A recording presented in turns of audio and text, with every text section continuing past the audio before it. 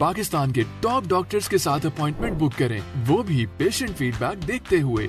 आज ही ओला dock app download करें। ओला dock, doctor का अपॉइंटमेंट आसानी से।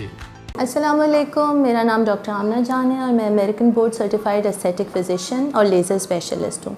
आज मैं आपको लेज़र हेयर ट्रीटमेंट के बारे में कुछ बातें बताऊँगी। लेज़र हेयर ट्रीटमेंट क्या है?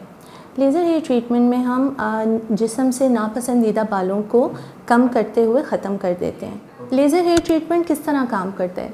लेज़र हेयर ट्रीटमेंट में हम कॉन्सेंट्रेटेड लाइट को स्किन पे शॉट्स लगाते हैं, जिसकी वजह से वो एब्जॉर्ब होती है और हेयर बालों की जड़ों में जाके उनको डिसेबल करती है और आगे फर्दर ग्रोथ को कम करते हुए ख़त्म कर देती है। हेयर रिमूवल के बहुत सारे तरीके हैं, जिसमें शेविंग, ट्वीज़िंग, वैक्सिंग, इसके अलावा क्रीम्स मुख्तलिफ यूज़ होती हैं। इसके अलावा लेज़र्स, IPL और इलेक्ट्रोलिसिस भी शामिल है, जो कि परमानेंट तरीका इलाज है।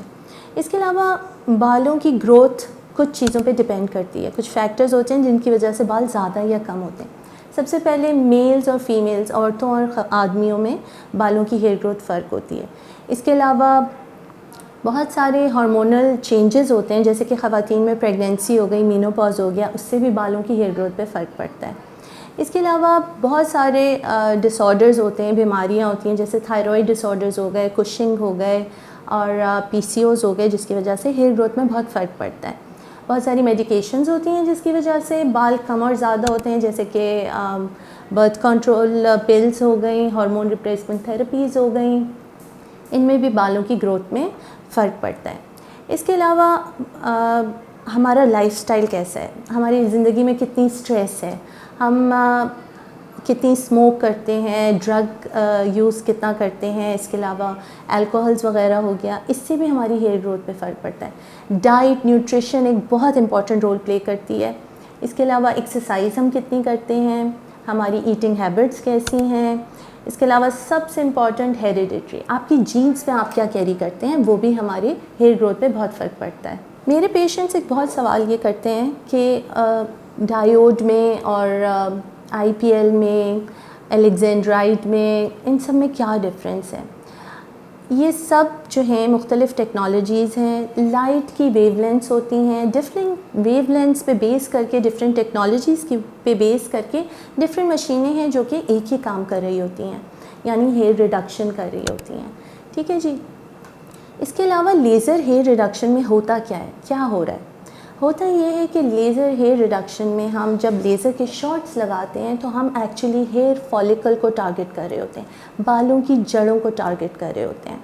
लेज़र क्या करता है? लेज़र बालों में जाके हेयर फॉलिकल्स में एब्जॉर्ब होता है, जड़ों में एब्जॉर्ब होता है, उसको, उसके स्ट्रक्चर को डिसेबल करता है, उसको वीक करता है और Aahista Aahista gradually hair reduction कर देता है। लेज़र हेयर रिडक्शन के आइडियल कैंडिडेट्स कौन हैं? लेज़र हेयर रिडक्शन में सबसे इम्पॉर्टेंट बात ये होती है कि जब हम लेज़र शॉट्स लगा रहे होते हैं तो हेयर में कितना पिगमेंट है वो उतना लेज़र एब्जॉर्ब होगा, उतनी एनर्जी एब्जॉर्ब होगी और जितना ज़्यादा पिगमेंट होगा उतना हेयर फॉलिकल ज़्यादा डैमेज होगा और ग्रेजुअली वीक होता चला जाएगा और हेयर रिडक्शन हो जाएगी। इसमें जो है वो black, brown, dark hair, light skin वाले आइडियल कैंडिडेट्स होते हैं। क्योंकि जितना ज़्यादा पिगमेंट है उतनी ज़्यादा एनर्जी एब्जॉर्ब हो रही है और उतना हेयर ज़्यादा डैमेज होता है। एक बहुत बड़ी मिसकंसेप्शन जो अक्सर डॉक्टर्स पेशेंट्स को नहीं बताते हैं वो ये है कि वाइट, ग्रे, ब्लॉन्ड हेयर में लेज़र काम नहीं करता। वजह फिर वही होती है कि उसमें पिगमेंट नहीं होता, लेज़र एनर्जी एब्जॉर्ब नहीं होती और बाल जो है वो वीक नहीं होता और वहीं का वहीं मौजूद रहता है, जिसको अक्सर लोग ये कहते हैं कि लेज़र जो है वो काम नहीं कर रहा, मगर लेज़र वाइट हेयर में काम नहीं करता। बहुत सारे पेशेंट्स बहुत सारी कन्फ्यूजन्स और मिसकंसेप्शंस के पास आते हैं। ये डॉक्टर का काम है कि पेशेंट को अच्छे से एजुकेट करें। लेज़र ट्रीटमेंट्स या लेज़र सेशन स्टार्ट करने से पहले पेशेंट की एक प्रॉपर एजुकेशन, एक काउंसलिंग बहुत ज़रूरी है। सबसे importantly reality versus expectations.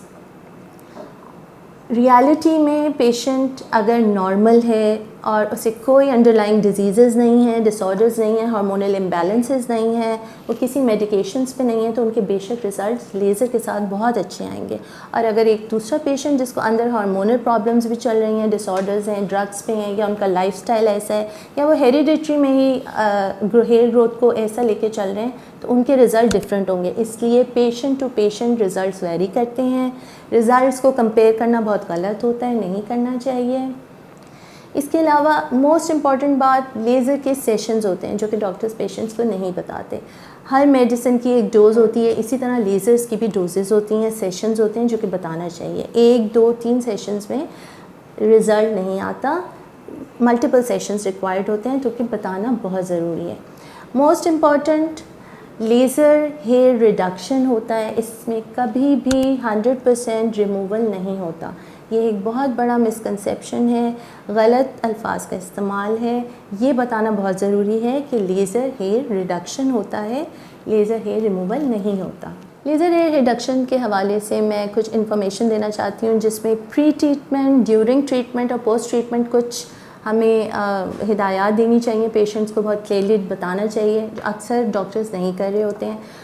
Laser treatment लेने से पहले, सेशन लेने से पहले 24 to 72 आवर्स बिफ़ोर आपको शेव, जो भी एरिया आपने लेज़र लेना है, जहाँ जिस एरिया पे, उसकी शेव करके आना ज़रूरी होता है। कुछ वीक्स पहले ट्वीज़िंग, वैक्सिंग अलाउ नहीं होती है, ना की जाए तो बेहतर है। ब्लीच ना हुए हुए हों बाल तो बेहतर है, क्योंकि again grey, white, blonde, bleach hair पे लेज़र काम नहीं करता, ये बहुत ज़रूरी है। और इसके अलावा लेज़र स्टार्ट करने से पहले स्किन का ड्राई होना बहुत ज़रूरी है, और उस पर कोई भी अगर मेकअप, सन ब्लॉक, डिओड्रेंट वगैरह लगा हुआ है तो उसको उतारना बहुत ज़रूरी है। ड्यूरिंग द ट्रीटमेंट आप क्या फ़ील कर सकते हैं? ड्यूरिंग द ट्रीटमेंट अगर आपको हल्की सी हीट फ़ील हो रही है वो बिल्कुल नॉर्मल है। अगर थोड़ी सी इचिंग हो रही है, आपको थोड़ी सी रेडनेस हो रही है, वो भी बिल्कुल नॉर्मल है। कोई बाल अगर शेविंग से रह गया है और बाल जल रहा है, विजिबल बर्निंग हो रही है बालों की, तो वो भी बिल्कुल नॉर्मल है। इसके अलावा अगर बाल जल रहे हैं तो उसकी बदबू आना during the treatment, during the session, that is also absolutely normal. तो अगर ड्यूरिंग द प्रोसीजर आपको heat, redness, itching, swelling feel हो रही है तो ये बिल्कुल नॉर्मल है। पोस्ट ट्रीटमेंट आपने क्या करना है? पोस्ट ट्रीटमेंट अगर स्लाइट एडिमा हो रहा है, स्लाइट स्वेलिंग हो रही है, रेडनेस है, कुछ घंटों से कुछ 2-3 दिन तक अगर आपको स्वेलिंग हो रही है तो ये एब्सोल्युटली नॉर्मल है। आप उसको ठंडे पानी से बार बार धोएंगे, आप उस पर एक एंटीबायोटिक क्रीम भी लगा सकते हैं। इसके अलावा सन ब्लॉक का लगाना बहुत ज़रूरी है। इसके अलावा फ़ौरन ट्रीटमेंट के फ़ौरन बाद आपको अगर कोशिश करें कि टैनिंग के लिए ना जाएं, आप सन बाथ्स के लिए ना जाएं, तो वो भी बहुत अच्छा होता है। बहुत से पेशेंट्स मेरे मशीनों के हवाले से बहुत कंफ्यूज होते हैं, इसलिए बताती चलूँ मैं कि ज़ाहिर है जैसे जैसे साइंस तरक्की कर रही है, नई नई टेक्नोलॉजीज़ आ रही हैं, लेटेस्ट टेक्नोलॉजीज़ आ रही हैं। एमडी केयर में, डर्म एमडी केयर में हमारे पास लेटेस्ट टेक्नोलॉजीज़ हैं। एनडीएग, जिसमें अमेरिकन और यूरोपियन मशीनें, हमारे पास फोटोना है, कैंडिला है और न्यूट्रॉनिक वगैरह हैं। ये लेटेस्ट टेक्नोलॉजीज़ हैं, एनडीएग पे बेस करती हैं। इनका ज़ाहिर है मुख्तलिफ़ क्लिनिक्स में मुख्तलिफ़ रेट्स हैं, तो रेट्स का डिफरेंस भी इसीलिए होता है कि बाज़ लोग पुरानी टेक्नोलॉजीज़ को यूज़ कर रहे हैं और हम लेटेस्ट टेक्नोलॉजी को यूज़ कर रहे हैं। इसका फ़ायदा क्या होता है? इसका फ़ायदा ये होता है, पेशेंट को इसका सारा फ़ायदा होता है, वो ये होता है कि सेशंस भी कम लेने होते हैं और आपके बाल भी जल्दी कम हो जाते हैं, और ज़ाहिर है पॉकेट फ्रेंडली भी होता है ये। तो इसलिए मैं एडवाइस करूँगी कि आप जो भी क्लिनिक चूज़ करें, आप ये मेक श्योर करें कि वहाँ कौन सी टेक्नोलॉजी यूज़ हो रही है, कौन सी मशीनें यूज़ हो रही हैं, उनके रिज़ल्ट्स कैसे हैं, उनके रिव्यूज़ कैसे हैं, ये ज़रूर चेक करें और फिर अपना क्लिनिक डिसाइड करें।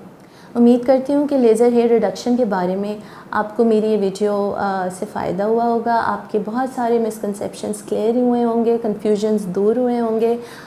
मैं होती हूँ डर्म एमडी केयर क्लिफ्टन ब्रांच में, और अगर आपको इससे फ़ायदा हुआ है तो आप इसको शेयर करें। आप डायरेक्ट भी अपॉइंटमेंट ले सकते हैं और ओला डॉक के थ्रू भी आप हमसे अपॉइंटमेंट ले सकते हैं। आप आ सकते हैं, मिल सकते हैं, अपनी कंसल्टेशन बुक कर सकते हैं। Hope to see you soon. अपना बहुत ख्याल रखिएगा। अल्लाह हाफिज़। पाकिस्तान के टॉप डॉक्टर्स के साथ अपॉइंटमेंट बुक करें, वो भी पेशेंट फीडबैक देखते हुए। लाखों लोगों की तरह पाकिस्तान के सबसे बड़े डॉक्टर नेटवर्क का फायदा उठाएं और आज ही ओला डॉक ऐप डाउनलोड करें। ओला डॉक, डॉक्टर का अपॉइंटमेंट आसानी से।